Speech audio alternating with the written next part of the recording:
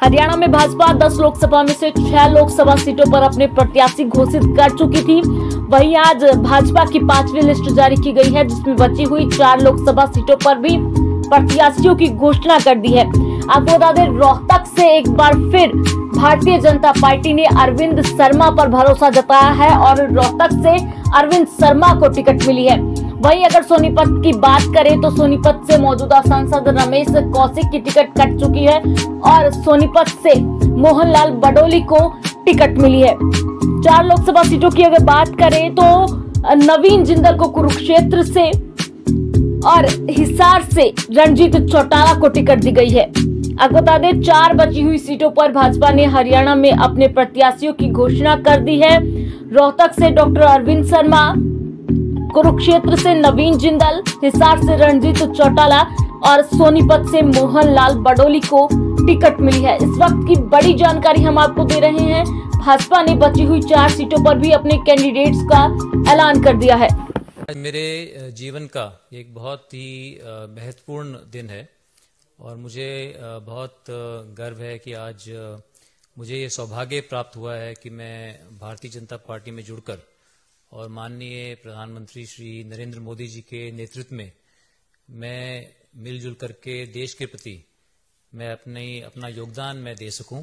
जो हम अपने एक विकसित भारत का सपना जो माननीय मोदी जी ने हमें सबको दिखाया है, तो मैं भी जो है उसके अंदर शामिल होकर और मैं कंधे से कंधा मिलाकर जो उनकी नीतियां हैं उसके ऊपर चलकर मैं अपना योगदान देना चाहता हूं और इसके लायक उन्होंने मुझे समझा।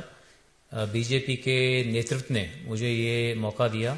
मैं इसके लिए मैं उनका बहुत बहुत आभारी हूं और मैं अपनी तरफ से मैं कोशिश करूंगा कि मैं उनके बताए हुए रास्ते पे चलकर और मैं देश की मैं सेवा कर सकूं।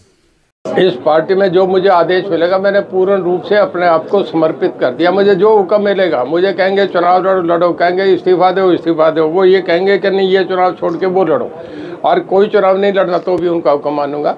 मैं पार्टी में हूँ, मैं ये देखना नहीं, मैं पार्टी में टोटल मोदी साहब की नीति में आके मैं उनके साथ समर्थन कर रहा हूँ। मैं तो 5 साल से ही कर रहा हूँ, आप सब लोग देख रहे हैं।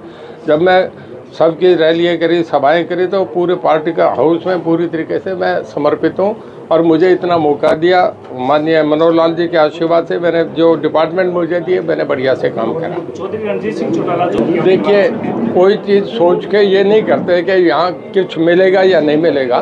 मैंने पहले दिन ही कह दिया था, जब आया मुझे मनोहर लाल जी का फ़ोन, मैं कहने का अगर बीजेपी की 37 सीट आई, कांग्रेस की 52 आई तो 37+1 होगा। ये मैंने आपको उस दिन भी बता दिया था। मैं बड़े कलियर आदमी हूँ, बड़ा स्ट्रेट फॉरवर्ड हूँ, जो कह देता हूँ उससे हटता नहीं ये ज़िंदगी में।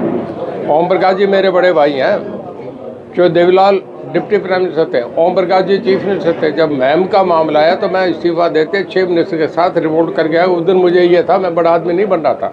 उस दिन मेरे सामने ये था कि घर जाऊंगी माँ क्या कहेगी, मेरे फादर क्या कहेगी। मैंने तब भी परवाह नहीं करी। मैं मेरी कॉन्शियस का आदमी हूँ। मैं जहाँ ठीक पर जाता हूँ ठीक लीडरशिप होगी और जो मौलिकता और नैतिकता की बात होगी वहाँ खड़ा होकर राजनीति करूँगा।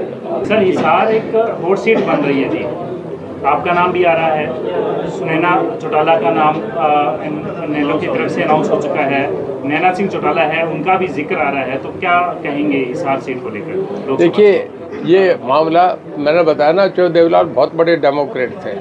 उन्होंने हमेशा उनके सामने हम आपस में आमने सामने मैं ओम प्रकाश जी चुनाव लड़ दिए थे। ये हमारे पारिवारिक जो पराकाष्ठा है वो वैसी है।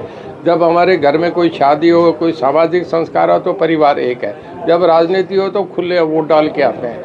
आजकल इतनी डेमोक्रेसी आ गई, घर में कोई हस्बैंड वोट डाल के आके अपनी पत्नी को नहीं कहता तू वहाँ डाला, कहता मैं डाला है तू तेरा वोट डाला।